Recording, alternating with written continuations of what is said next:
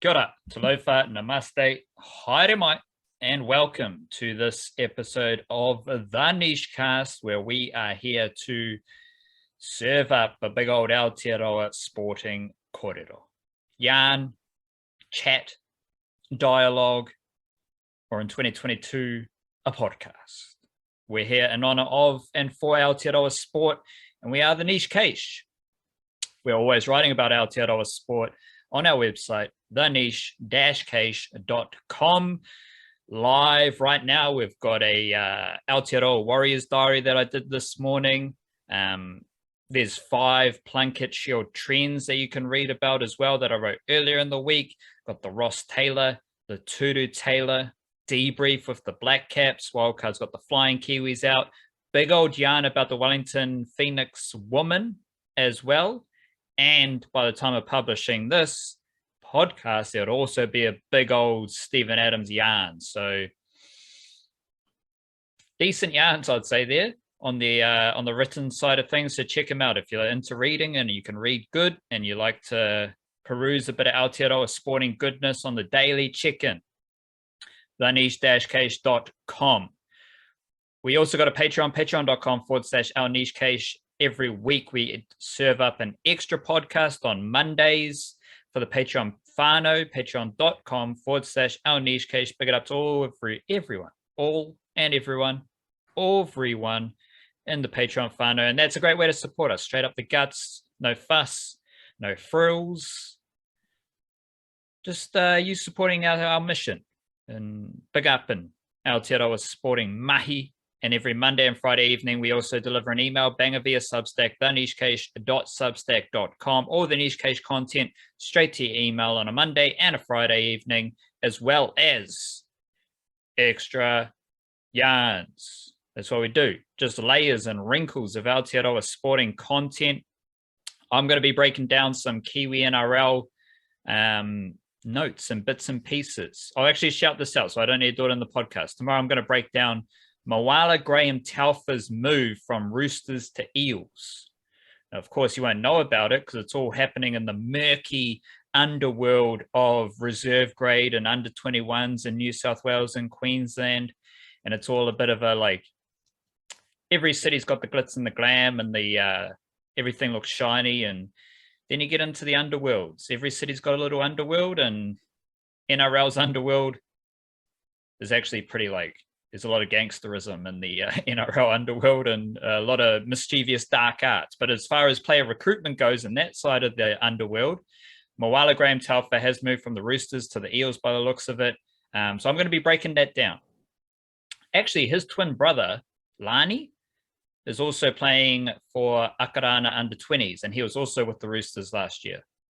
So that's got some interesting things happening in Aotearoa Rugby League. Actually, there's quite a few lads who are named in SG Ball squads or Jersey Flag squads who are actually playing in the under-20s competition back in Aotearoa. So, big yarn there, sliced up into a short yarn here. You can read about it in the email tomorrow. Any ideas what you're going to deliver on the Friday email banger there, Wildcard? Well, I will have to think about that, but I might chuck in some notes about these women's under 20 football games that are going on. There was one last night. Australia beat New Zealand 5-1. It wasn't that flash, but it also wasn't that one of those ones where like the result is that important as much as it is like the first step in getting ready for the under 20 World Cup in Costa Rica, which is funny. That country keeps popping up in footballing realms at the moment, but that's where it is at the end of the year. And this is the first step after a couple of years because the last under 20 cycle got wiped off. And also, the reason I reshared that Wellington Phoenix women's sort of season recap again is because that comes into stark focus when you look at the squads. Australia playing New Zealand, and 10 of the 20 players from the Wellington Phoenix's inaugural squad. Like they only had 20 players that played. All of them got at least some minutes during the season. 10 of them currently are in camps with those two teams. So, and could have been 11 because Grace Wisniewski would have been eligible as well, but understandably not part of that at the moment. Yeah, this was pretty insane, and puts even more context into what was going on there. So I think there's an interesting angle there that I should probably write about, either in the email or maybe after the second game on Sunday, or probably both. Actually, maybe we'll do it both. Right, give it a proper write up as well later on next week. In correlation, because there are also these football Ferns Matildas games going on as well, which first one's on Friday. So maybe a little preview of that as well, something like that. They got the email bang on Monday and Fridays, thenichecase.substack.com. Whack in your email address, easy mahi, no dramas. Mindfulness wildcard. Let's dig deeper into this episode with a dose of mindfulness. This is the opening the door, the passageway into our Aotearoa sporting. What did we do in the variety show? We had a little shipwrecked boat on the estuary. So right now we're just entering the estuary channels deep into the mangroves, as we like to do, kayaking down the estuary. And on our kayaking journey, we like to dabble in a bit of mindfulness. What do you got? Yeah, the crossing of the threshold, as Joseph Campbell would say, right? So slight backstory to this. I was talking to my sister yesterday, and she's a librarian, and she was saying that one of her coworkers said something to her that day that was like, when people come to the desk, I'm not just going to stop saying to them, like, how can I serve you? Because I'm not a servant. And I said, well, that's kind of like, I get that. I get what you're thinking about, like not wanting to bring like social classes structures into the mix, but also as far as I see it, which is as far as I've been told by other people whose like guidance I listen to, in particular, someone I'm going to quote in a second, who I often quote, like, anytime you have an interaction with another human being, you should really, if not be outright saying it, you should at least be thinking, like, how can I serve this person? How can I serve you? Like, that should be the first thing you think of rather than the thing you want to eliminate. And then I said that to my sister, and she said, well, yeah, they do call us public servants. So to be fair, it's also literally not true, as well as like morally. But it reminded me of this Ram Dass thing that he talks about. There's the Hindu god called Hanuman, who's a monkey form, which is I don't know very much about the structure. I haven't read my Bhagavad Gita enough to be able to speak on that. But normally the monkey god is sort of treated as like a like the coyote or the fox, like the trickster god, right? There's one of those recurring themes that you get in a lot of religions and myths anyway. But I don't know what the idea. From what I understand, Hanuman as monkey form is supposed to be a representation of the evolved form of our own monkey brain, which is the instinctive, bodily first kind of ideas. So Ram Dass tells the story about Hanuman, which is like some scholar or religious seeker or whatever, meets Hanuman in a forest and says to Hanuman, he asks Hanuman about his true nature, and Hanuman's response is, when I forget who I am, I serve you. When I remember who I am you. And thinking of that quote yesterday, for the first time, I sort of thought, because I've heard him say that several times, and I actually thought, I think I have an idea of what he means now when he says that. Like, when I forget who I am, I serve you. When I remember who I am you. Do you want to hazard a guess as to that, or should I chuck out my own interpretation first? Let's keep it moving. Like, Neri, what do you got? My interpretation of that is the idea about how that old chestnut about the interconnectedness of everything, about how God is in all of us, kind of thing. And when we forget that, our best interpretation when we meet others is to serve them. When we remember that, we realize we don't even need to serve them because we are them, because we are the same like entity, same life force. You know what I mean? I don't think I need to explain that further. I think I got the idea out there. You did, and beautiful. I don't really nothing more to add. So, the general nice premise self-encapsulated one. The general premise of being of service to others, like how simple is that? So just try to be of service to everyone, be of service to yourself, and be of service to others on a daily basis, on a hourly basis, maybe. Just break it on down. What are you doing in service of others, but also yourself? You got to serve yourself. You got to be of service to yourself.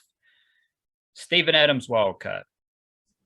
Things looking pretty honky-dory in the NBA with the Memphis Grizzlies and Steven Adams. There'll be a lot of Steven Adams content. You're churning out a big yarn. There'll be, I would imagine, following the Memphis Grizzlies in the NBA playoffs is going to be really fun. So we're going to enjoy talking about it. We're going to enjoy watching it. We're going to enjoy just, fucking hell, Steven Adams, how good. So I just want to keep this one simple. I just want to keep this one brief because they're to set up what is to come. We've still got a couple of games left. We don't need the whole logistical situation of the playoffs and everything that's happening there. I'm just asking you for a vibe check here with Steven Adams. Just what's your vibe with what Steven Adams is doing? You've obviously followed him closely all season. So where are you at as far as Steven Adams fitting into the Memphis Grizzlies right now ahead of an epic playoffs push? What's your vibe? The vibe is golden. You know how it is. The Memphis Grizzlies, like, because they started 9-10. This is the famous story that's been repeated so many times. They start 9-10. Ja Morant gets injured. Instantly, they start going on a winning streak. Ja Morant comes back. They continue going on a winning streak. Ja Morant drops in and out with one or two other. He's currently injured at the moment. Should be back for the first playoff game. Other guys come in and out, like Dylan Brooks has only played about a third of the season. Doesn't matter. They just keep winning. Like, since that 9-10 start, they've just been unstoppable, and they're going to finish, despite having the second youngest roster in the NBA, and Steven Adams is the oldest player on their team, despite having the second lowest total salary hit as well. And I think Steven Adams might be the highest paid player on that team, or at least one of the top two, if not top. I think he's first. They're also keeping that number 2 rank going. They also have the second best record not just in the Western Conference, and where they're going to be the second seed and guaranteed with a week to go in the regular season. They're going to have the second best record in the entire NBA. So for some reason, the number 2 is working out nicely. 2 + 2 is 4. That's Steven Adams' number. I don't know why we need to double it, but it brings it round numerologically. And he's just like, because so many of their wins have been blowouts, and you look at some of these, like the stats that Steven Adams is putting up, and you got to keep in mind he's only playing like 26 minutes a night. Often centers end up playing less in the playoffs because it's one of the matchups that opposition coaches will look to expose the most. But he has his fingertips, like his fingerprints on the Memphis Grizzlies offense, I think in particular, as much as anyone not named Ja Morant. With the screen games and the offensive rebounds, and his assist levels going nuts. Like, I think he had 8 assists yesterday in a an overtime loss to the Utah Jazz. 8 assists. He would have been on triple double watch if he had actually scored some points, but he missed some free throws and missed a couple of other. He missed a dunk at one point, like hit the rim with the dunk and it went flying almost to halfway, threw it down a little bit too hard. So I almost see, like, the stats that he is putting up, and he was asked specifically about stats, and he the other day, and he was just like, well, I just go out there, do what the coach tells me to do, and the stats at the end of the day, they are what they are. Like, whatever they are, that's what they are. I don't really think about it, which we know is his opinion already, but he's putting it in nice, comfortable words for us. Like, those stats would be higher if he actually played more fourth quarters, but they blow teams out so often. He's like, his minutes totals aren't just low because they've got a nice little, like they rotate him more than he was rotated in OKC, and I think that's definitely going to pay off heading into the playoffs, because you definitely get the feeling that he is fresher than he has been at this stage of a season for a long time, maybe ever. Who knows? But like, he sits out a lot of his fourth quarters because they blow teams out. I'm hoping that we get to see more of that in the playoffs, because that's one of the things. It's like they've proved everything they can prove as a team, and him as a player as well. Like, they've proved everything they can prove this season, and they probably did it before All Stars. Like, at that point, they'd already shown everyone the exact team they are, the way they want to play. Nothing has changed since then. They've just kept going through the motions and churning out victories. And the whole time there's always been like just the naysayer voice of like, well, let's see what they do in the playoffs. Like, you're nothing until you've done it in the playoffs. And the thing is, that's true. Like, those aren't just like hater voices type things. That's a really like legitimate thing to say about a young team who hasn't made a run in the playoffs yet. but they haven't had the opportunity to. Like, they got bounced by the Jazz, I think 4-1 in the first round last year, but that was pre-Steven Adams. That was sort of like their first like dipping of the toes into that kind of thing. And it was after they'd, knocked out the Spurs and the Golden State Warriors, like two experienced teams in the play-in games. So it's not like they did nothing in the playoffs last year. But it feels like this is the breakthrough season when we're going to actually see what they're up to. And it's just been one of those things. We've got to go through the motions and get through the regular season, keep on, like, don't drop your standards, keep on winning games, keep on doing what you do. But with an eye on the idea, like whatever the season is going to come to be remembered as, whatever it's going to represent, both for the team and for what Steven Adams is achieving as well, it really comes down to what they do in the playoffs. And we're roughly like 7 to 10 days away from that starting and actually finally getting to that point where we get to actually see what's going to happen. Second seed all locked up, so likely to see some restings over the remaining 3 games, I believe, that they've got to play. So the vibes are golden, but the vibes are also like, it's one of those things where it's just like waiting with bated breath, like anticipation, like the thing we've been, like the big premiere is teams stepping out on the playoff stage, which has been, we're waiting for this for so long because they've done all that they could do in the regular season quite a way back.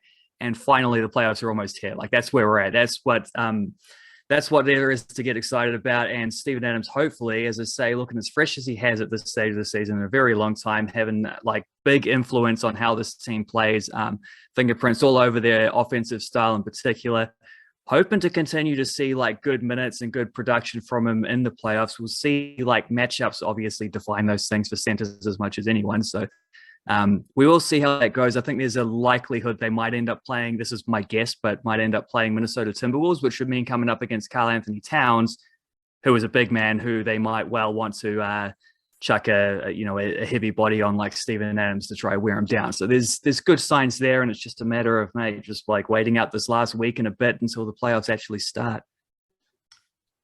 What is your favorite basketball skill that Steven Adams exudes or does the best? And then like parlay that into like, how does that apply? Like, is that also the most intriguing thing about the playoffs from the Steven Adams perspective? Is this is the favorite skill that you've observed? And then that's going to be interesting to see in a playoff context. Don't need the full debrief. Like, you're pretty well equipped there, but just nail it down for the audience who might not, they're not watching Steven Adams all the time. So they don't necessarily know how Steven Adams, what's like some major skills that he displays in a basketball context, especially Memphis Grizzlies chasing some playoffs. B-ball. Yeah, definitely nothing to do with points or scoring or anything like that. We can shrug that one off entirely. If he gets points, he gets points. If he doesn't, he doesn't. It doesn't reflect on what he does, like how effective his performance is.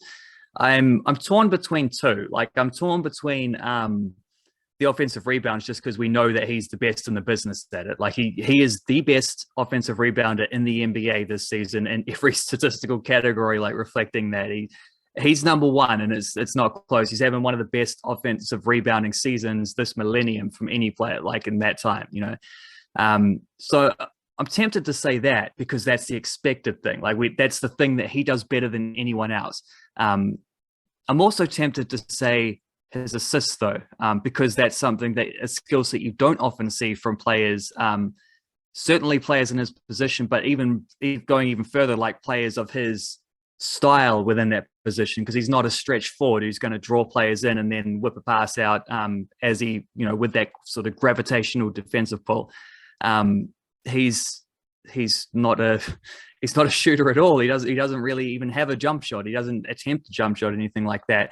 He only shoots if he's close to the rim, sort of thing. But his passing, and in particular, I'll narrow it down even further, his bounce passing. I think all 8 of those assists against Utah were bounce passes as well. Like, getting the ball back to the basket, top of the key. It's an easy way that they like to set up an offensive set. And he just if the defenders are standing a little bit too close, he's getting guys to run in behind them, cutting in behind towards the basket, bounces it between defenders. Desmond Bain normally it is, just picks it up, scoops it, chucks it in the hoop. There you go. So I'm not sure. Toss a coin between whether you want the thing that he's the absolute best at or the thing that he's like the surprise package at. But those are probably the two things going into the playoffs. Like when you see him doing those things over and over in a game, you know he's having a massive effect. And this is probably a reason why they've been successful. Well, in part, why they've been successful.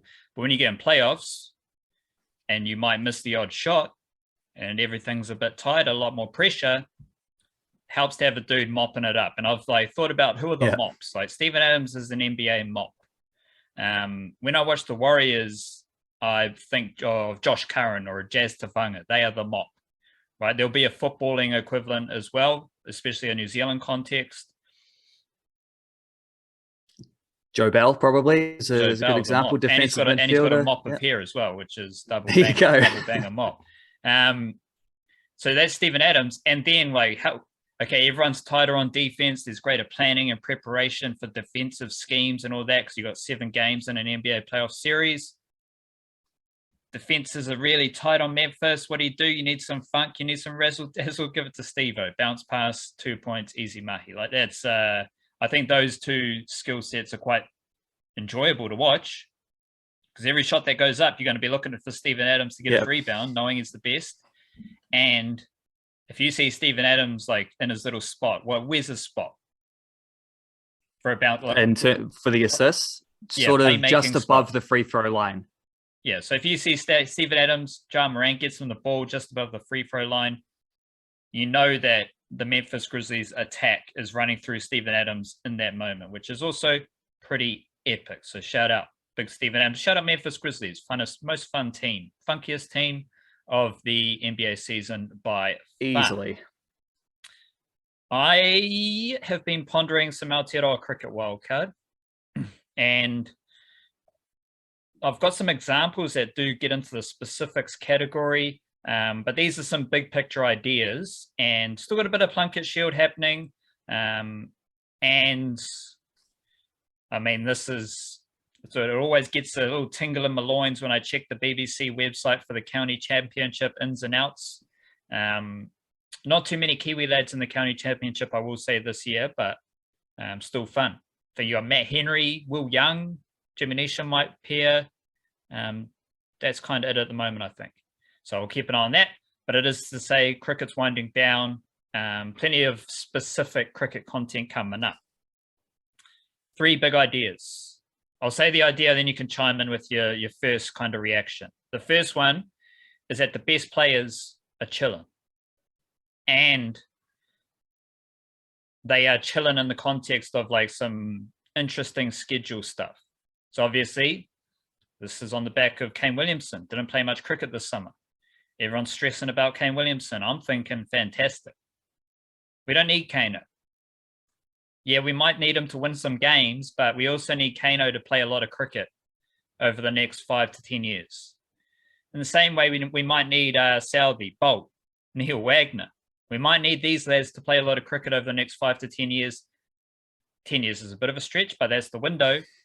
If we want to be like Neil Wagner, if we want to be legit world class, the best players have to play for a couple more years at least. And I think the less cricket they play, you can be strategic around that. I think that's going to be fantastic for the Black Caps. So also got to factor in the IPL. So Williamson, he can take some time out of the home summer because fact of life, he's going to play the IPL, and it's about how do you manage that. It's also like Bolt didn't bowl much in the Aotearoa summer. Now he's having a fantastic IPL. Tim Southey does everything, which is a weird one. Like he plays every kind of format, not so much the ODI cricket. So that's where he's getting his legs up rests. And then the other extreme is Neil Wagner, who doesn't play any cricket. And then you've got Tom Latham and Henry Nicholls, who like they don't play T20 cricket. So all of the Black Caps' best players are having their game time at the highest level managed, whether that is managed by injury or the quote unquote injury, or if it's just like how their skill set aligns with the different formats.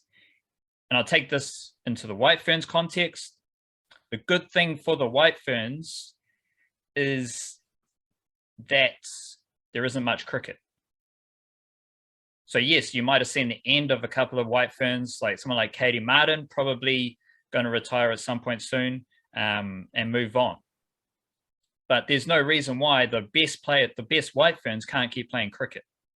It's going to be more money for them, and they're not like, you got a summer, and like all the White Ferns are going to rest. They're going to have little overseas. You will have the England T20 tournament. You got the Women's Big Bash League, which is great. But it's not, the same workload isn't there for these players. So first one, the best players are chilling, and they're in both men's and women's. There is a managed sounds too official. It sounds too like top down. I think it's just kind of alignment. There's alignment in whether it's intentional or not, but the best players are not churning out massive workloads, which I think is good. Yeah, I suspect it's intentional more often than it's not intentional, because I think, guys like Neil Wagner are choosing not to play, other forms other than like a couple of spare Plunket Shield games and then every test match. Like that's a priority for him. And I think there's plenty of other players in similar categories. But also, I mean, there's always a bit of downtime after a big World Cup, so the White Ferns are going to get the benefits of that. There's a lot of like picking and choosing which places you want to play.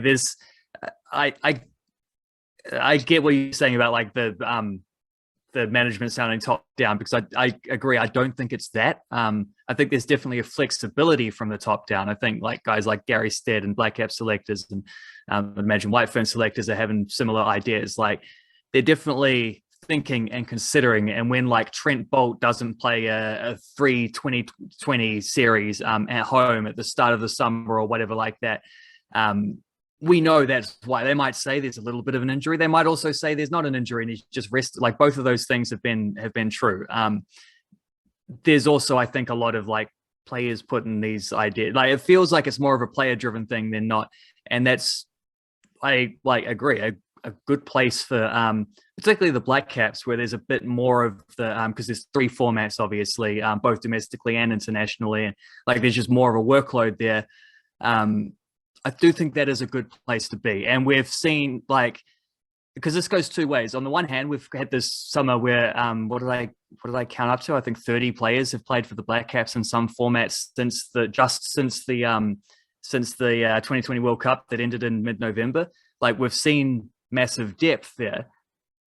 But part of the reason why we've got this depth and players who can step up and be a part of it, because I don't there's it's just nuts how many players they've been able to use. I've got another one, Wildcard. Well. I've got another idea. Don't worry about that.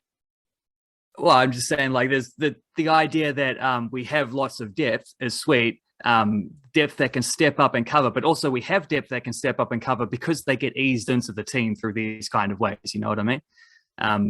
So it's a chicken and an egg situation, but it's not a bad one. It's a good one. Good eggs, good chickens. Second idea, depth. And this really came to mind. We've obviously talked a lot about it over the summer. The Black Caps ODI team, or variations of, that compete against Bangladesh, I reckon could have competed pretty strongly against the Australian T20 team that played against Pakistan. Both are relative second 11s, but I don't think like that Aussie T20 team would have been astronomically better than the Black Caps team that was playing Bangladesh. And I think that's a pretty good example of the depth. And now we get into again, across both women's and men's cricket, all the Black Caps depth is ready right now. They are players who can step in, and yes, with the right planning and preparation, they can contribute to this World Test Championship cycle, the next T20 World Cup, the next ODI World Cup. All the depth in blokes cricket in Aotearoa is primed and ready to do an international role. On the women's side of things, the depth is at a very different level. It's far younger. And so the depth is there in terms of building to the next Women's World Cup, ODI World Cup. And the issue with the White Ferns for this World Cup was that they thought that young depth could help them win a World Cup right now. Whereas the thing about women's cricket in Aotearoa is that the depth is far younger, so you can build accordingly. But in both teams and both men's and women's sides of Aotearoa cricket, there is immense depth, but there is a difference to that depth. So that's my second idea, depth. One more idea coming up. Any bounce back thoughts there, Wildcard? Well, I already said some stuff about depth, so that all blended in nicely. Might as well just go straight into number 3. Last one is leadership. And this one really hit home when Ish Sodhi was captaining the Northern District's Plunket Shield team this week. I think they had 6 or 7 debutants as well. But again, so we'll go bigger picture here. I think about the leaders in men's cricket, the players. The players who are the leaders in men's cricket, all pretty nice dudes, right? Like all good dudes. I don't think there's many of them who are out smoking durries after an innings, you know, doing this and doing that, mischief and dark arts. Like, I don't think those blokes are the leaders in Aotearoa cricket.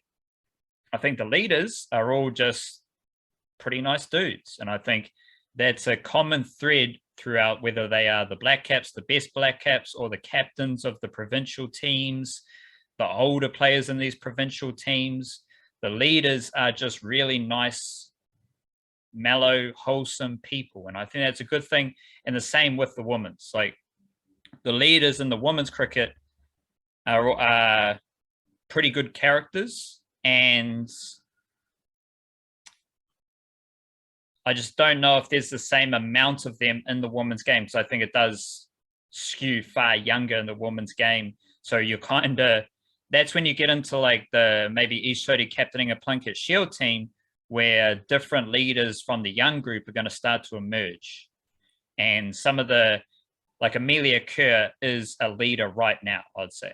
But you're going to have other young players like her emerge as leadership. And I just don't think this type of breadth and quality of leadership has been evident in Aotearoa cricket before. Because I think a lot of the leaders, as far as the cricket teams go, bit of a different era, bit of a different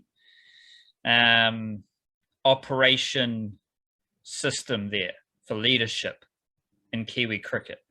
I think the players now, they are the players who came up under that leadership style, and they are now applying their own leadership style to the younger cricketers.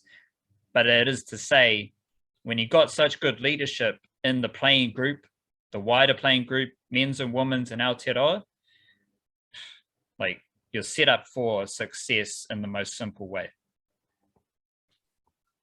Yeah, I mean, every successful sports team that you see has like not just 1 or 2, but probably 3 or 4 or 5, like, you know, senior leaders. And some of them don't even play, like, but they're just part of the group or have set the standards or whatever. Like, that's just 101 within the old like sporting cultural debate. I suspect that depth is a part of that as well, to bring that idea into all three of these points. Because the opposite of like, this isn't quite the no dickheads policy, but it can sort of cross over. If you are someone who is going to like grate on your teammates and just be a bit of an annoying presence, you know, if there's depth and there are players as good as that person, like, which guy are you going to pick? Player A, who's a bit of a, you know, pain in the ass, or player B, who's going to, you know, go out of their way to help others and be a positive presence in the group? Like, you're just going to pick the guy who helps other players get better, as well as taking care of their own business,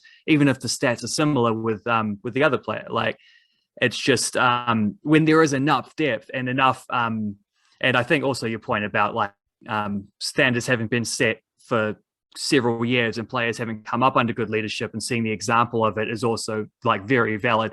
But yeah, I reckon that depth thing is a big factor too, of just like when there's that many good players, there's there's no reason to feel like you have to indulge the people who are just going to be annoying.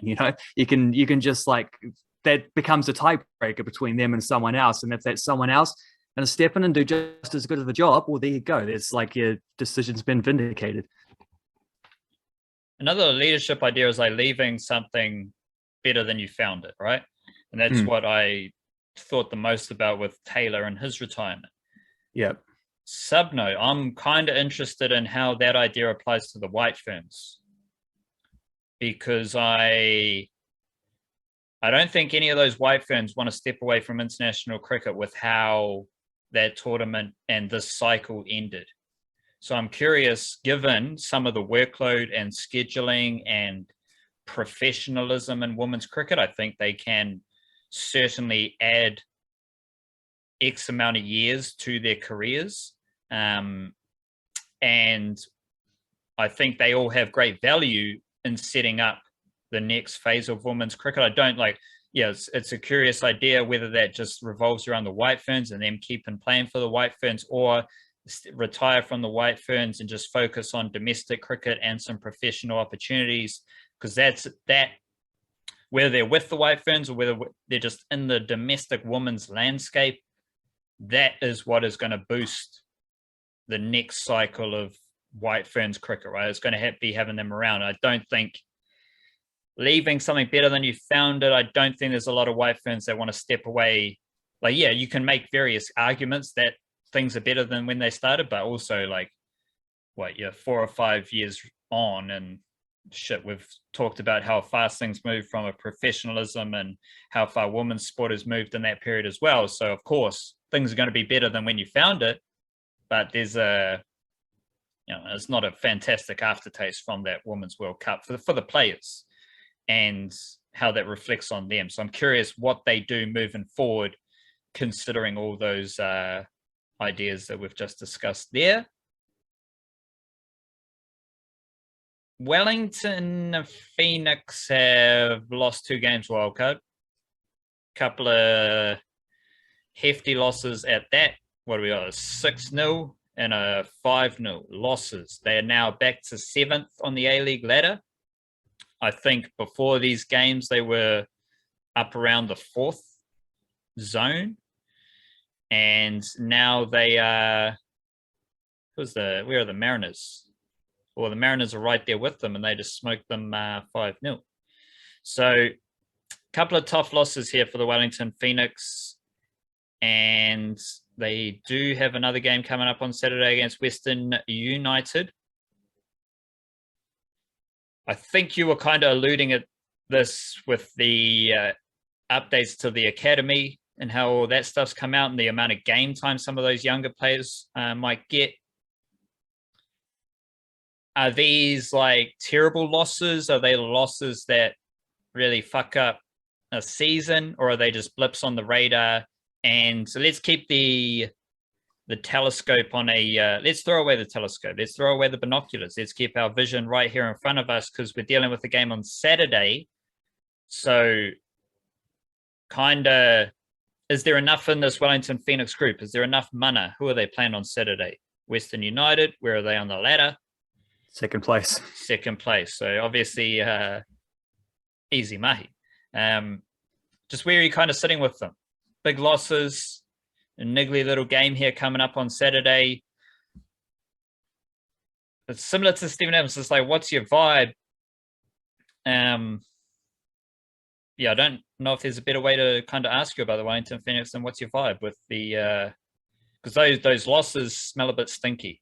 They've got a bit of that Broncos NRL stench, a bit of that Lakers NBA stench, a bit of that White Ferns stench. You're looking at, and I'm just saying, like, looking at the results, right? We know the Wellington Phoenix don't have that smell, that stench, but I think a lot of people might just look at those results and be like, holy shit, Wellington Phoenix, here they are again, fluffing another season, getting a bit dramatic with it all. What's your most like simple way to tell us what is happening right now with the Wellington Phoenix? Well, it's like I mean, the 6-0 loss to Melbourne City felt like it was something that you could just write off, flush the dunny, move on kind of thing. But then they backed it up a couple nights later with a 5-0 loss against Central Coast, who are a team in around that same part of the table. So that's where this thing emerges. When you get like the collateral damage going. But it's not a coincidence that they struggled to back up. Like, it's something that they've actually been really good at in recent times, is bouncing back from those kind of bad results. Well, actually, they've been, under Tello, they've been good at avoiding those. His first 2 seasons, I don't think he ever lost a game by 4 goals. And I think it's happened about 4 or 5 times this season. Like, their goal difference is just shot to bits. So that's just something we can accept at this point. They're not going to get into, they actually missed the finals last year because of goal difference. Where they knew that was going to be a factor going into the last thing, but dropped points with the issue. So it's the same thing again. They know you can't finish even with these teams around you. You got to finish above them, but that's the difference between a draw and a win, or a loss and a draw kind of thing. That extra point on the table kind of, it's not something I'm too worried about at this stage. And therefore, if goal difference doesn't matter, then if you lose 1-0 or if you lose 5-0, there's not really a difference. It doesn't, as long as the team is able to bounce back from it mentally, then you don't sort of need to have that kind of lingering effect. And so we'll see how short their memories are, because there are, as you say, a lot of inexperienced players, a lot of academy guys in this team right now, having to step up, having to be like key players in some situations. Look at guys like, Sam Sutton and Ben Wayne. And they haven't been through this kind of thing before. So it's tough to ask that. It's one thing to expect like a senior pro to be able to say, like, look, we're not in that bad of a situation. We're still pushing for the finals. We've had a bad week, but it is the bad, so these last couple results are quite clearly a product of having quick turnarounds, like cramping in all these games because so many were postponed earlier in the season when they had COVID. They've got some more COVID cases at the moment. That's shrinking the depth, as well as like an injury crisis that's been lingering for several weeks. Like, this is the toughest point of this season. And so also it's like deeper into the season. We know it gets harder when we've heard this from all of these Kiwi teams in the Aussie comps having to live in Australia for their season. We know it gets harder as the season goes along. That's like, it's just chuck out whatever hurdles might be in their way. Like, everything at the moment is aligning in a bad way for them. It's like an eclipse of struggle. All these things happening to them at once. Maybe that's not, maybe that's a blessing in disguise, that they come through some COVID stuff, get everyone fit again, at a time when their fixtures won't be so condensed, when they will have a home game or 2 home games to play soon.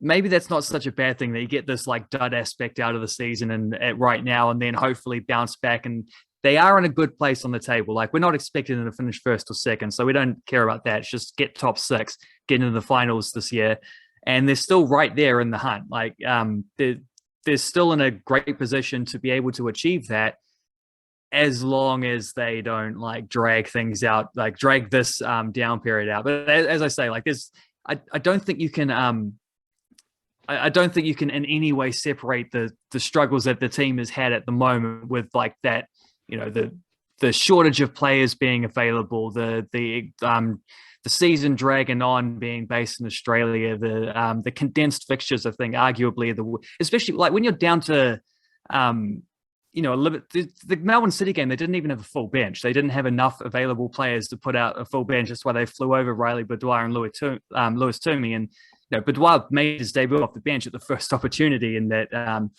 Central Coast loss. So like, if you're already short on players and you're having to go from like Saturday, Tuesday turnaround, and then another game on the next Saturday, like you're playing like midweek, weekend, midweek.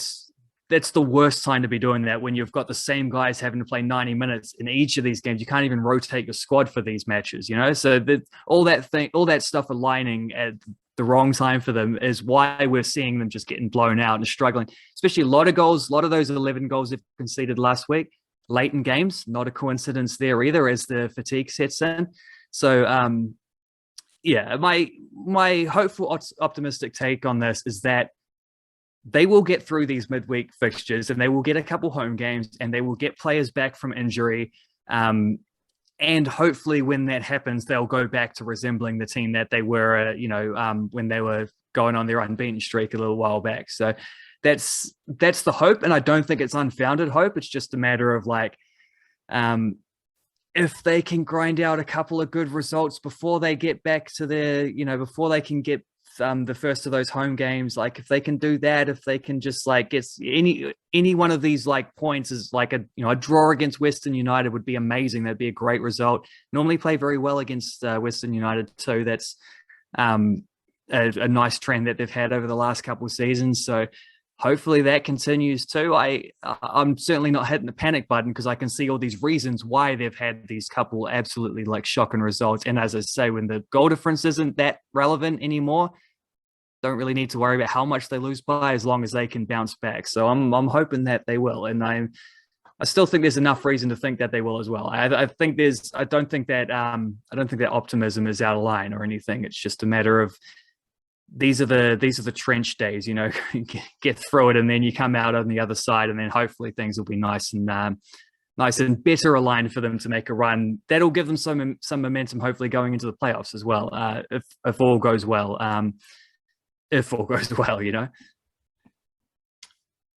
Might be a similar situation for the football Ferns who play Australia now in 2 games starting tomorrow and then one over the weekend. Because we've actually talked about how football Ferns results don't necessarily reflect where the team is at in their development ahead of another World Cup heading to Aotearoa shores. And there's a highly realistic chance, not highly realistic, there's a realistic chance against Australia that you will see a 4-0, a 3-0, a 5-0. Don't think you're going to see a 6-0. I'll go that far. Don't think you're going to see Australia defeat Aotearoa 6-0. But you might get some convincing wins in favour of Australia. And I don't know, like we're kind of walking a fine line here of when do the losing, like, at least with the football Ferns and the Wellington Phoenix, we're kind of, I don't know, like I'm just curious. So with the White Ferns, I could see the red flags, right?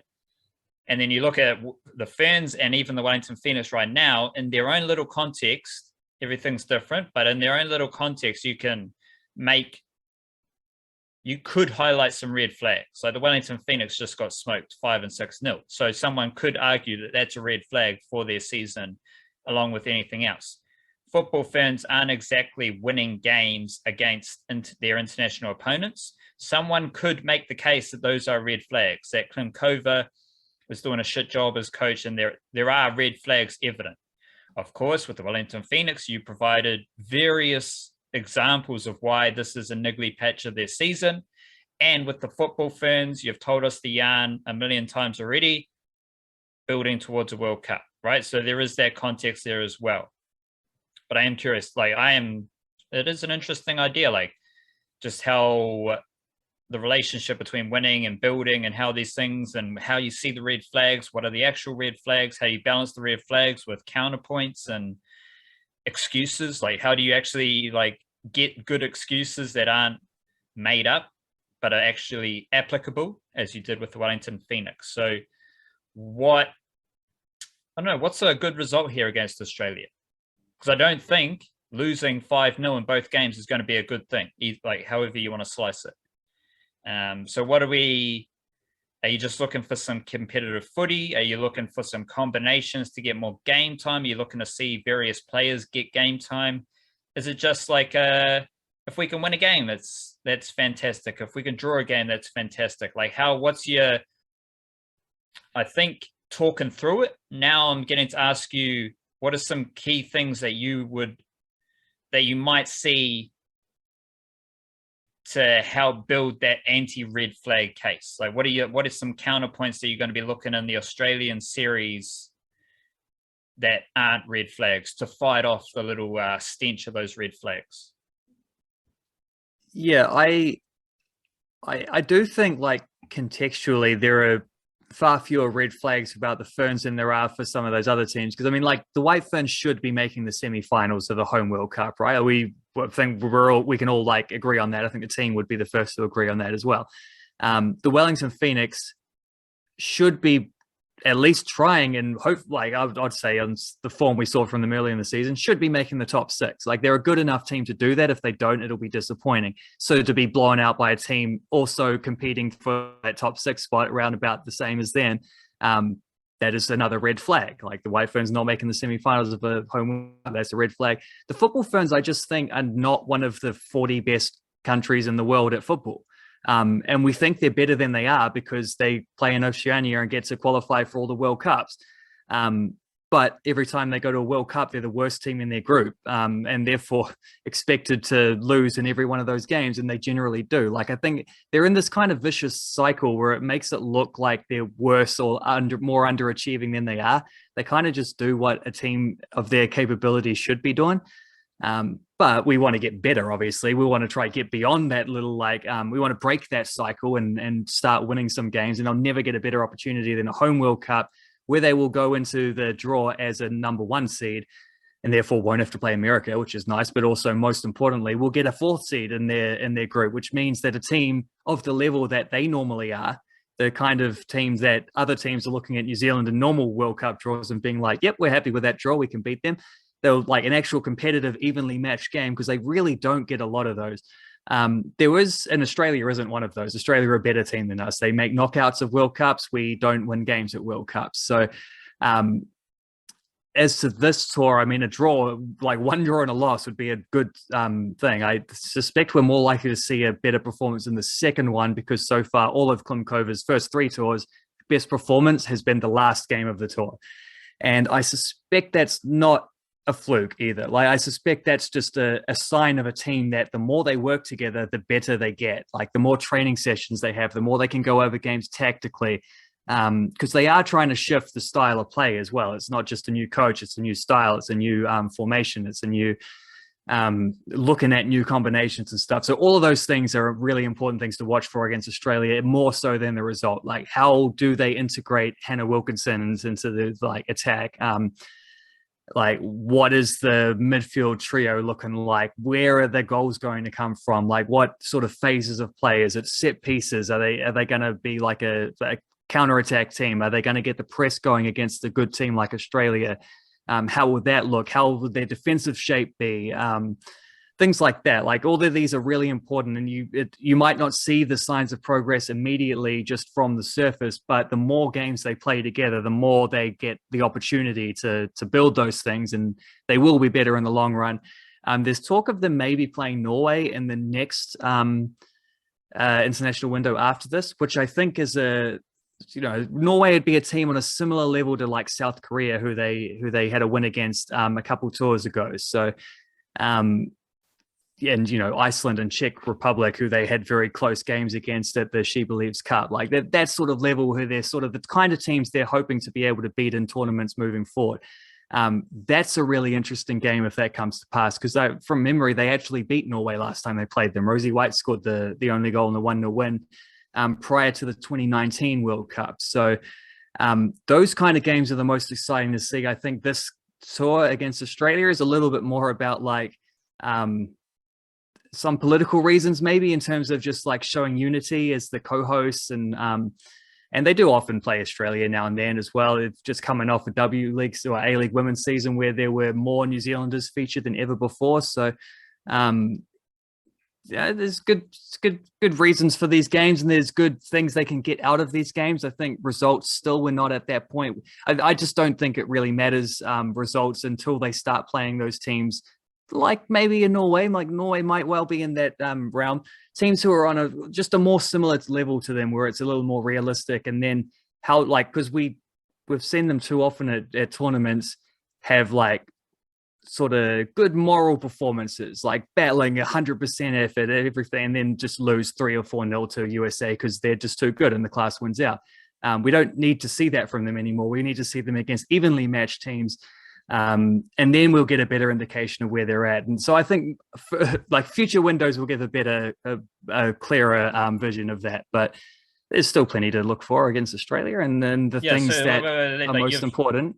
You're given the whole White Fern story there, but let's focus in on Australia. Like, what are in your notebook, your Football Ferns notebook, like you've watched them a lot. What do you like when you're watching the game? What are you going to be looking for against Australia? Like, we got to deal with what we have in front of us. It's Australia. Football Ferns are playing. People want to learn about how the Football Ferns play their footy. They're going to watch the games against Australia. What are you looking for as yourself? Well, those things I listed before, like Hannah Wilkinson's role is an important one. Like, let's see, she's the top striker. Ideally, going to be one of their, like, if not scoring all the goals, being involved in their goals as the one closest to the, playing closest to the opposition goal. How do they integrate her? How does that work?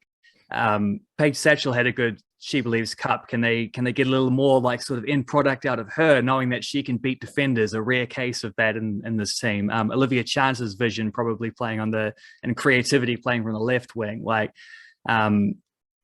how does that midfield trio look? I expect it to be probably Percival, Bowen, and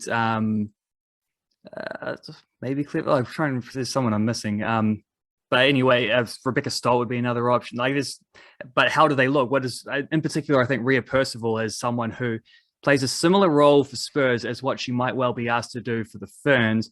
Be quite excited to see like if they can bring out the high pressing version of Percival that we see in the WSL. CJ Bott's not there. CJ Bott's been playing a lot of games in a row, pretty well locked down as the starting right back. She's not there. Who will play in her place? Like, what does that look like? Centre back combinations, I think, are very important. The goalkeeping duel is also really important. You've had Erin Naylor's missed a lot of. She basically just had like 2 years of write-offs at club level, but she's finally back at she's playing top division in Sweden and getting games now. Finally back on the wagon. But Vic Essen has played a couple of, I think their last 2 clean sheets, and like they've only kept about 2 clean sheets in something like their last 20 games or something. Both have been the only 2 games in which Vic Essen has played, which is curious and a trend I'm not willing to ignore.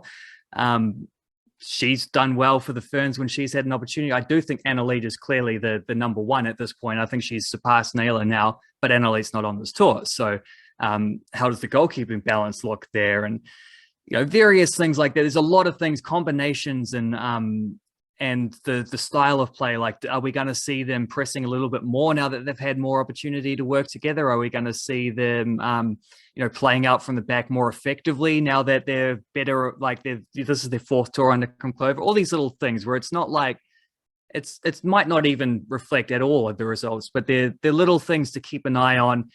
In like just to see the growth from tour to tour to tour to tour. And this is the 4th opportunity under Klimkova to get everyone together. Really probably the 2nd, if you consider that the first 2 were sort of mix and match squads, some first 11 players, but also some like USA university level players who aren't quite at the level yet, but are getting a little nice opportunistic chance for them.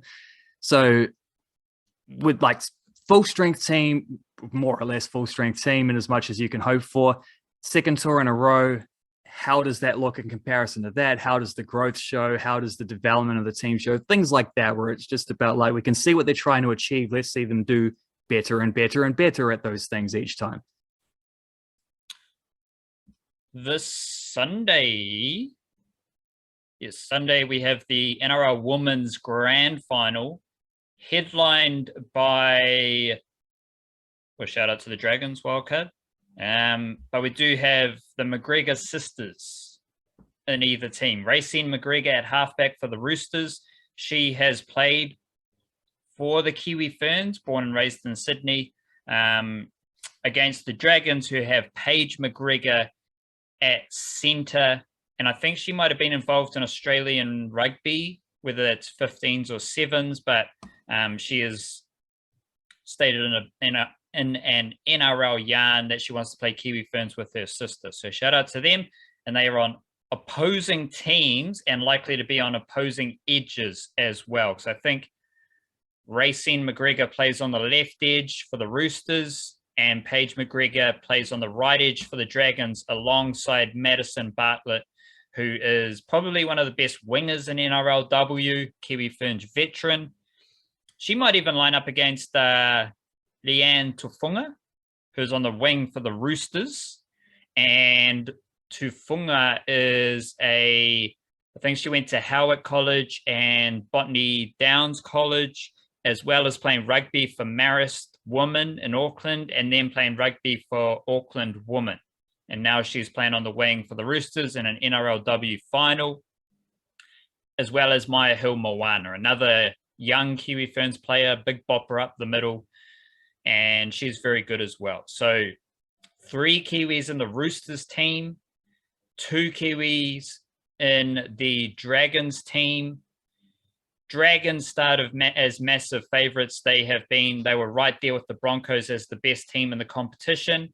But then the Roosters defeated the Broncos last week in a massive upset in the semi-final, which was pretty epic.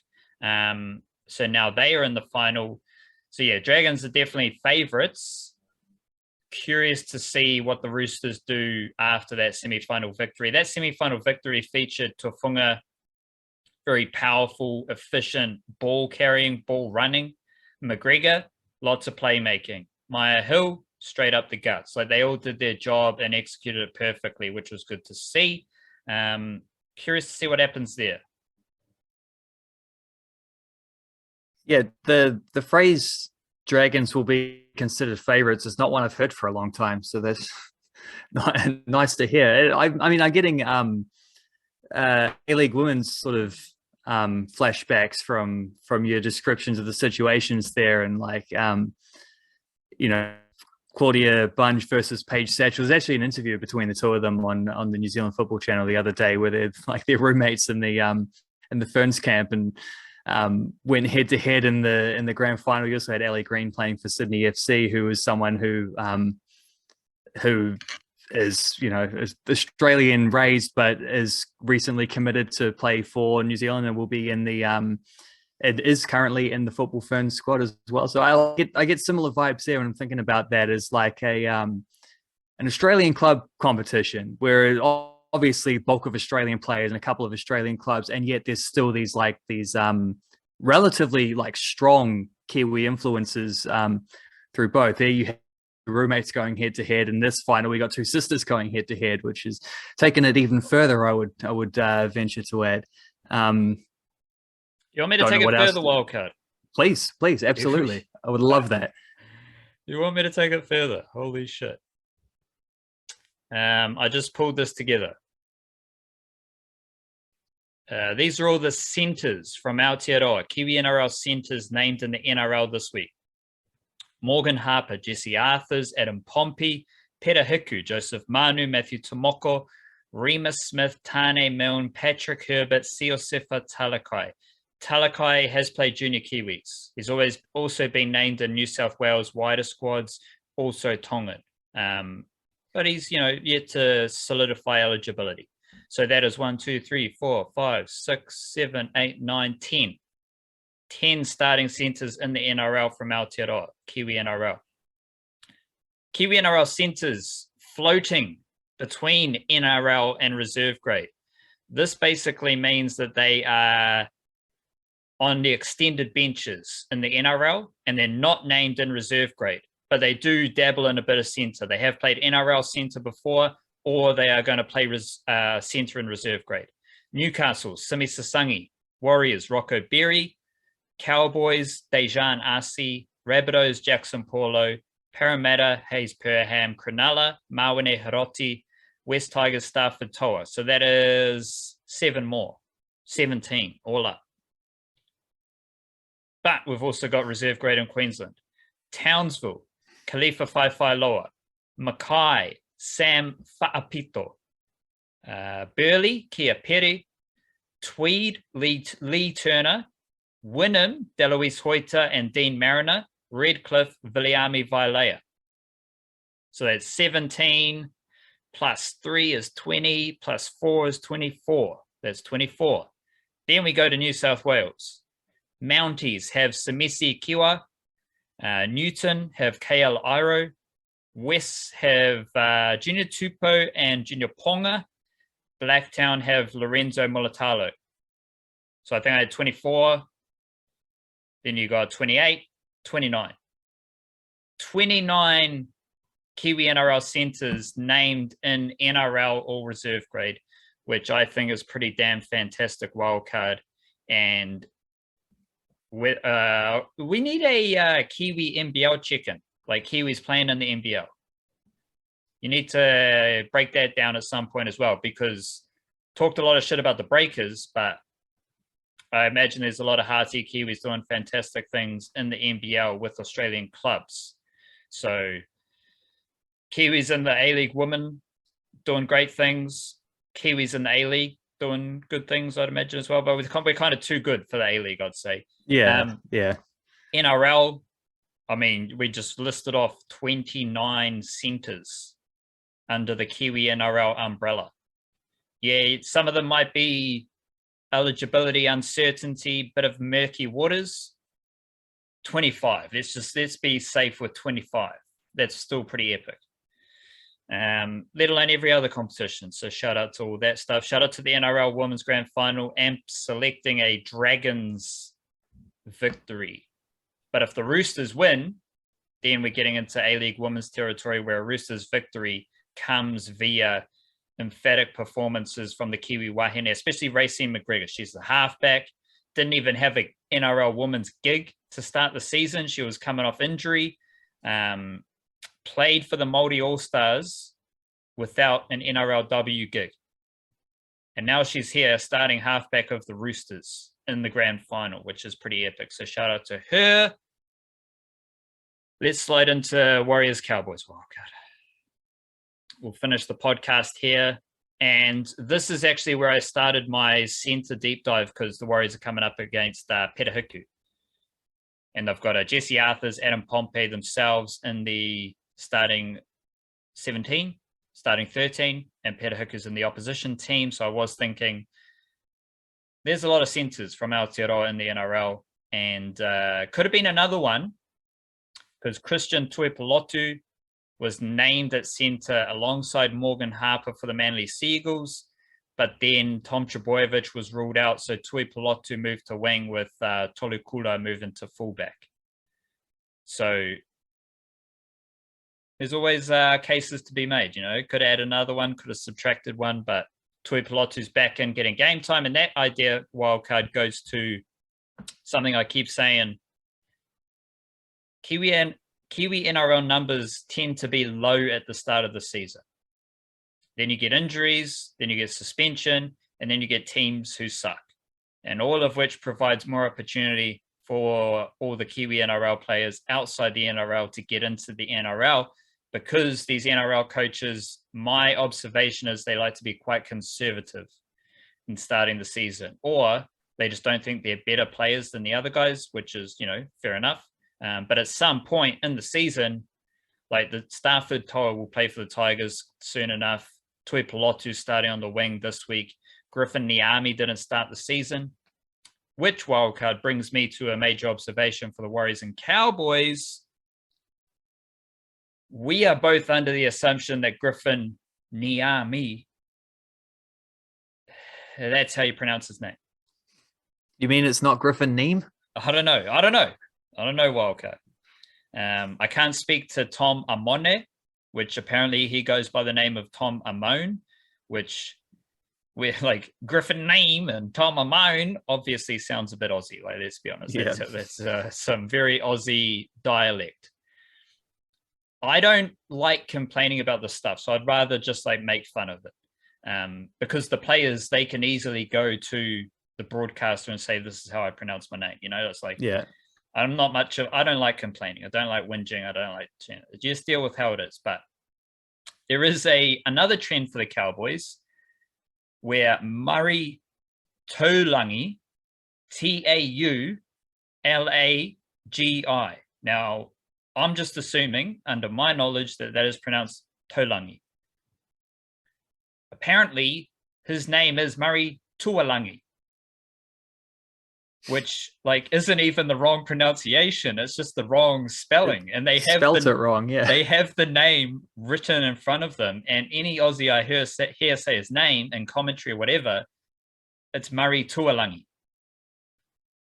His name is spelled Taulagi. So it's not even a mispronunciation. It's just the inability to read is the issue there. It's ridiculous, but it is kind of funny. So I would like to say, rugby league fans tuning in to the podcast and then who are going to tune in against Warriors, maybe play a little drinking game every time Murray Tualagi is mentioned, or every time Griffin Neem is mentioned, have a little sip.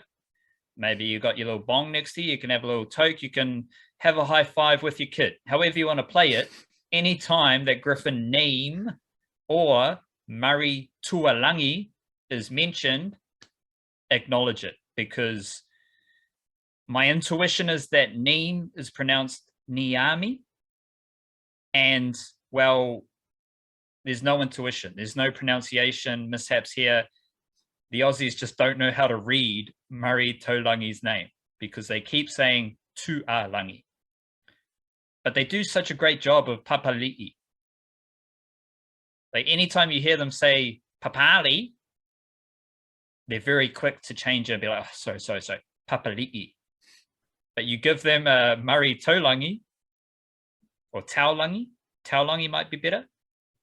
You give them that and they give you back Tualangi, which I find very strange. But just something to observe during this game.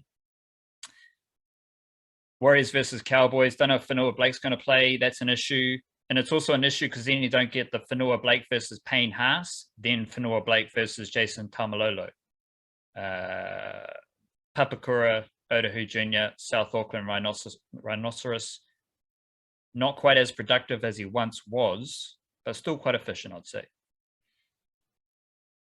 Other than that, they've settled on a halves combination wildcard. You'll be excited to know. Hey, Warriors.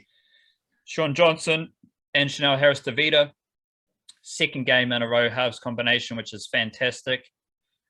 I looked at the stats for my yarn today, and Harris-Tavita's kicking per season is decreasing. His kicking meters, his run meters are increasing. Sean Johnson, his run meters are decreasing, his kicking meters are increasing, which seems logical. Like, we don't want Sean Johnson running as much as he used to. We want him controlling the game, big kicking game, simple plays. Chanel Harris-Tavita, simplify it for him, distribute the footy and run. And I think the fashion in which Harris-Tavita and Reece Walsh run the footy, I think is a point of intrigue for me because of how direct they are. Like, Harris-Tavita might get into dummy half and run. He might take the first pass off from the dummy half and run it up like a prop. And then you watch Reece Walsh run. He isn't necessarily, I don't know, this season just doesn't look like he's running to open space. He's just running into blokes. And he looks a bit bigger, which I think is good. But both of them are very direct with their running. And yeah, like, if you've got Reece Walsh, bloke as fast as him, maybe run to some space. But rugby and rugby league's an interesting thing where you also want to be very direct. And I think a lot of people overlook how direct you want to be, whether it's football, whether it's basketball, hockey, any of those sports where you're trying to get to a point. You can overlook how important direct play is. And the way they run is very direct, which I think it works well with Sean Johnson, because Sean Johnson can kind of float around and run a bit sideways. Whereas if he's the only one running and he's running sideways, then you've got an issue. But if he's running sideways and you got Walsh near him or looking for the ball out the back and he's running very direct, you've got better balance. And then you've got the balance of Harris-Tavita and Johnson, their kicking and run meters complementing each other, I think. Yeah, it does feel like a complementary, not just partnership, but that trio when you bring in Walsh along with the halves as well, doesn't it? And I mean, that was the first time we were all three of those players together in the Broncos game last week, because Walsh didn't play the first game. Johnson didn't play the two after that. And it felt like it was it was against the Broncos. I will pump the brakes a little bit. The Broncos aren't in the best place right now. None of the teams that the Warriors have played to this point, I mean, the Cowboys are probably the best team that they will have played, and there might not even be a top 8 team. If they are, they're sort of like, if they do end up being at like end of the season around there, it's probably going to be, the lower end of the top 8 if it is. Just great. Really, like, to keep that in mind, because like family anecdote from back in the day, and we used to go to like the beach with the extended family at the end of each year, like, and we play cards. I remember playing cards with my grandfather. Well, we'd do that, right? And one of the things he used to say is, no, I won't get into explaining card rules about the thing. But one of the things you just say is, if you've got a bad hand, someone else has probably got a good hand. Like, it's the same deck of cards for everyone, right? Same 52 cards or whatever. So if the Warriors are playing a bunch of easy teams right now, chances are there's going to be a spell in their season where they're going to be playing a whole bunch of really, really good teams in a row, and it's going to get quite difficult. But having said that, they've won a couple games in a row, and this is a potentially winnable game, at least a competitive game coming up here, and they might have a winning record after 5 weeks, which would be pretty incredible, considering that it's not like they were blown out in those first 2 games either. Like, we're talking about them being in trouble of potentially dropping to 0-3. If they couldn't beat the Tigers, was it? I think in the third game, they won that game, beat the Broncos. Now, if they win the next game, they'll have a winning record suddenly, like 5 weeks into the season, which is kind of incredible. But as I say, that might well turn around. Like, we might well get to the point where they have a bunch of really, really difficult games. Anzac Day is coming up, isn't it? So I assume that means the Melbourne Storm clash, which is the old annual. But anyway, that. To bring it back around to what I was saying at first, that trio, that Walsh, Johnson, Harris-Tavita trio, felt like it was kind of instantly successful. And from memory, I think both the halves had a try assist, didn't they? And Reece Walsh had a really good game with, I think, a couple line breaks and stuff. So there's a lot to work with there, especially because the theme of that first month of the Warriors season seems to be like their forward pack's quite good. Like, it would, especially if Anafanu Blake's playing, like, their forward pack's pretty good. It's pretty handy. They can like get in the arm wrestle with most teams there. Lot of inexperience or new combinations and things like that in their like back line, however. But if you've got that creative sort of triumvirate, that holy trinity kind of thing going on, fullback and your 2 halves, where they're going to be like, pretty handy, pretty like complementing each other's strengths and weaknesses in a good way. Like, that's suddenly, this isn't a terrible team or anything like that. Like, if that trio gets clicking, then the Warriors are going to be I don't want to put expectations or anything on them. And as I say, the teams they've played so far have been a little bit average.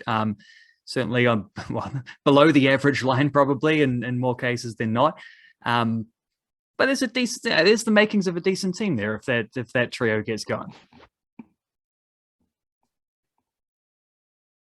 Bit rough on Wade Egan, their wild card. Like, he's you want to chuck him in the mix he's as a well? Quartet. It's a quartet, because the Warriors, I don't know, is the easiest way I can say it is the Warriors play their best footy when Wade Egan is at hooker.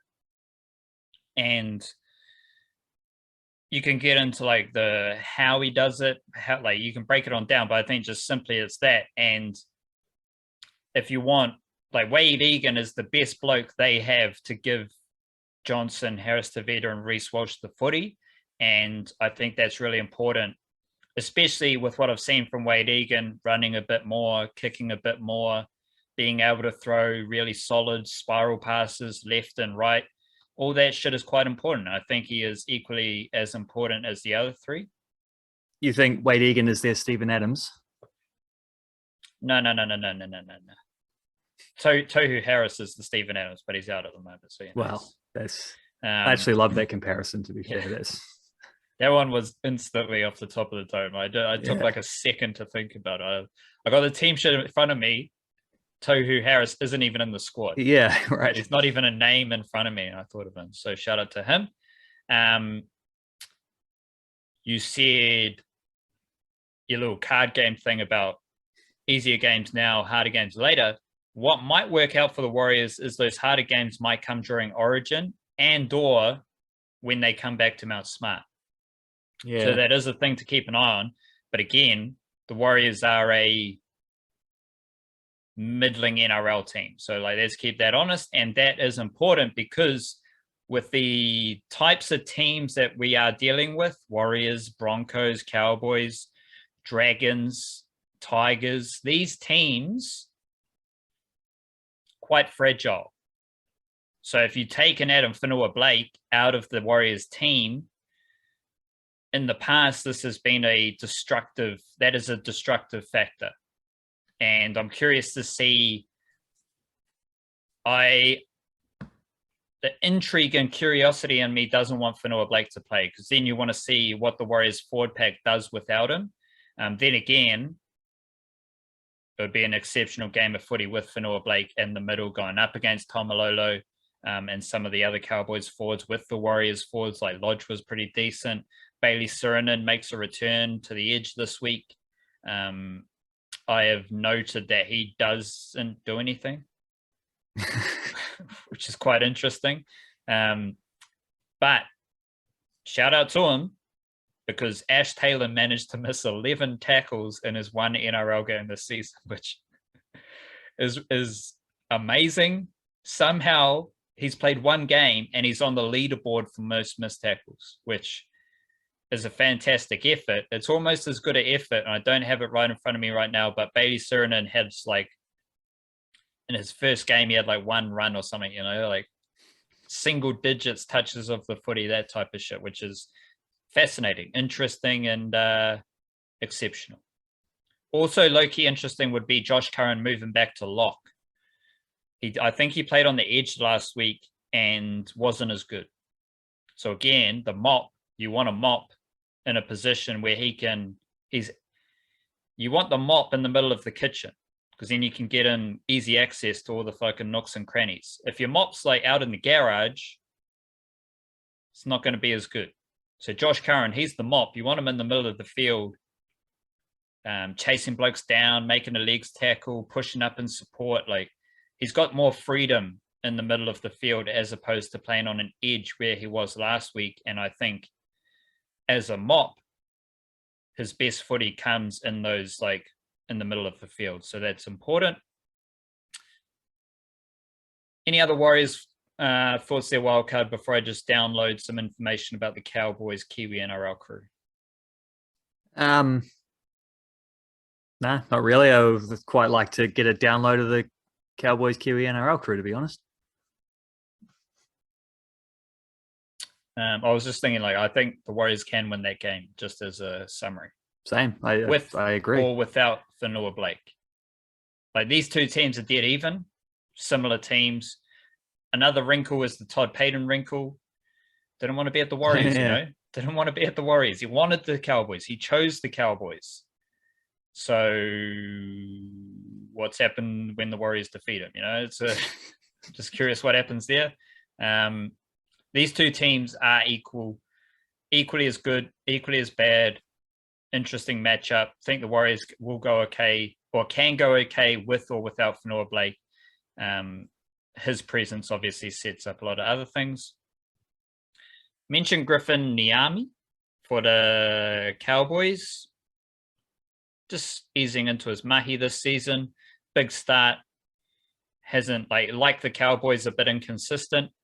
Petahiku in the centers is going all right. I think there might be like a starting Kiwis center spot available for Petahiku. Like, him and Joey Manu feels like the best center pairing for Aotearoa right now. But because all those other centers are quite young. So that's like, he's got international experience. Murray Taulangi, and he's on the wing. Now, curious eligibility stuff here for the Cowboys. Jeremiah Nanai was born in Aotearoa, moved to Queensland at a young age.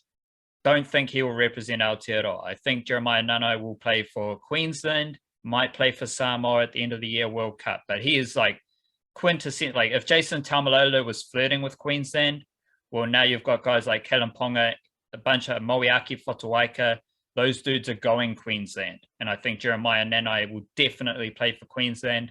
Murray Taulangi is quite similar to Ronaldo Mulatalo in the sense that he moved from Auckland to Queensland. I think he was in Brisbane as a teenager and has played Queensland age group footy, like under 18s, under 20s, that type of shit. So I don't think he will play for Aotearoa. All of his eligibility stuff is Queensland, which was the same as Ronaldo Mulatalo. So we still don't know if Mulatalo will want to play for Aotearoa. Interestingly, though, Connolly Lemuelu is not, he's in the wider squad. Him and Taulangi played rugby union against each other in Auckland. So Lemuelu left, I think he might have been at Tangaroa or Sir Edmund Hillary College, was playing rugby for Papatoetoe. Then he went to Kebra Park, got into the Tiger system, went to the Bulldogs. Now he's with the Cowboys. He actually used to play centre as well, but now they've got him as an edge forward, but he's not playing this week, so don't worry. Another one not playing this week is Dejan Asi and Emre Pere. Would really like to see those three. Connolly Lemuelu, Emre Pere, and Dejan Asi in the Cowboys 17. They haven't played yet, so that's the type of Kiwi-NRL growth we're looking for, is those three getting action. Then you got Taumalolo, who again is still think Tonga's going to have a really good forward pack. Like if you think about Whenua Blake, Taumalolo, I think Iliasaka Toa is a certainty for Tonga. Like there's some really good young Tongan players eligible as well. So keep an eye on the Tonga World Cup wave. But Taumalolo is, how can I summarize the whole Taumalolo Cowboys Todd Payton 10-year deal, all that shit as quickly as possible? Taumalolo is as efficient as he's ever been. Like I check his stats every week and he basically always averages 10 meters per run.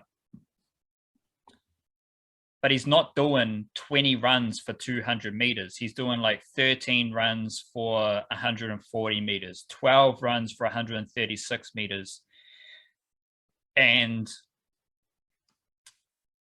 I think that's still really good, especially as the Cowboys get better, Taumalolo's output will increase as well. The thing everyone overlooks is that when Taumalolo was at his best, he was playing alongside Matt Scott and James Tamou. They are two really, or back then especially, they were two really good middle forwards. And if they're alongside Taumalolo, Taumalolo doesn't have to do as much mahi. He can take his 20 runs for 200 meters every single week because Matt Scott's right there, because James Tamou is right there. Whereas now it's Jason Taumalolo and fucking Taunoa Brown. That's a very different thing. Like even Jordan McLean, good, solid performer, not Matt Scott or James Tamou was back in the day. So everyone overlooks that. Everyone wants Jason Taumalolo to be the same dude, but his team isn't as good. And when you think about the balance of workload and how a forward pack operates, it's much easier to do Jason Taumalolo's job when he's doing that alongside Matt Scott and James Tamou. Much more difficult for him to do that job in this Cowboys forward pack. So then it's not about him doing that same job. Taumalolo just needs to impact a winning Cowboys team to be offering the Cowboys great value. But Taumalolo is not going to have 20 runs a game in 65 minutes. That's not happening, I'd say, ever again, because he's not playing with Matt Scott ever again. You know, like there's things move on. So But again, fascinated to see what the Cowboys forward pack, Taumalolo, and how that game unfolds against the Warriors plays out. Well, I just had a look at his minutes there, because you're talking about Jason Taumalolo being as efficient but having lower numbers. Well, that sounds to me like similar to, Steven Adams again with Memphis, like playing 26, 27 minutes a night, a lot less than the sort of 32, 33 he was doing for OKC, which is why his overall sort of like totals, his offense, he just broke the franchise record for most offensive rebounds in a season for Memphis. But I looked up, he's in like sort of the 340s or something like that. He's probably going to finish around 350, something like that. But he had multiple seasons with OKC where he was in the high 380s or 390s. The reason for that is simply because he was playing more, and 20 runs a day is 20 runs in a game for Taumalolo is a lot easier when you're playing sort of 70 to 80 minutes a lot of weeks versus the minutes totals I saw from this season so far. I think it was 51, 53, 59, 51 or something like that. Like, he hasn't even played 60 yet. And it feels like that's probably, I don't know how long he's got left on that 10-year contract, but this is what you do with a 10-year contract. Like, you overpay for someone at the time, knowing that you're going to get the best out of them at first. And that contract will be a bit of a burden down the back end of that thing. Like, you see this, and I think baseball is quite common with these kind of contracts. It will be a burden at the back end, but you just hope you get enough goodness out of them at the start that it balances out in the long run. You have to look at it as an overall thing, but it does feel like maybe is this a thing, right? Are they specifically playing him fewer minutes this season in order to sort of keep his efficiency as high as it is? Like, it feels like it's probably a deliberate ploy, surely. Well, I don't know the trend over the last 3 to 5 years, but it's 2017. He didn't have the same forward pack, but when you combine the fact that he was younger and probably a bit more vibrant, and he was playing alongside better players, of course he can play more minutes, he's doing less of the gritty shit, so of course he can play more minutes. Whereas now, the Cowboys team now doesn't even compare to Cowboys teams in the past. They might get better because you're basically looking for someone to take some of the workload off Taumalolo. That's how Taumalolo plays 60, 70 minutes, as if someone else is doing more work. No one else is doing more work. So why are you going to play Taumalolo those minutes? It doesn't seem rational. But of course, the deal, and I'll finish with this wild card, worst kept secret about the NRL, you can get out of any deal anytime. It doesn't matter how long the deal is, doesn't matter how old you'll be at the end of the deal. You just get out of it. Okay? So don't worry. Don't worry if you're going to sign a bloke who's going to be, don't worry if you're signing Jesse Bromwich, who's going to be, 58 by the end of his deal. If he's not playing well at near the end of his deal, you get out of the deal. It doesn't matter. It happens every season. They just, club and player, find a way to get out of the deal. Done. No drama. Wakan Furries, all good. Don't know if that will happen with Taumalolo, but who cares? Because someone else's problem, it's 5 years ago. So he's getting paid. He earned that money once upon a time, so he's more than welcome to keep cashing in. The old Gareth Bale, or even Winston Reid when he was at West Ham, was getting paid to not play and making good money from it, I'm sure. With that stage of the professional sporting career would be interesting. Where you're just oh, I don't have to get fucking smashed every week for my money. Okay. And then you'd want to start getting smashed again for your money within a couple of months, but you enjoy that time. Sure. Rightio, Nichecast, that was a good episode. Done and dusted. Big it up to yourself. Big it up to Aotearoa. And shout out to all Aotearoa sporting happenings this weekend. However you're doing your sport, however you're absorbing it, however you're playing it, however you're getting amongst it, enjoy it. Because that's what it's about. Just everyone out there doing what they want to do and having a bit of fun. Stay beautiful. Kia kaha. Chit.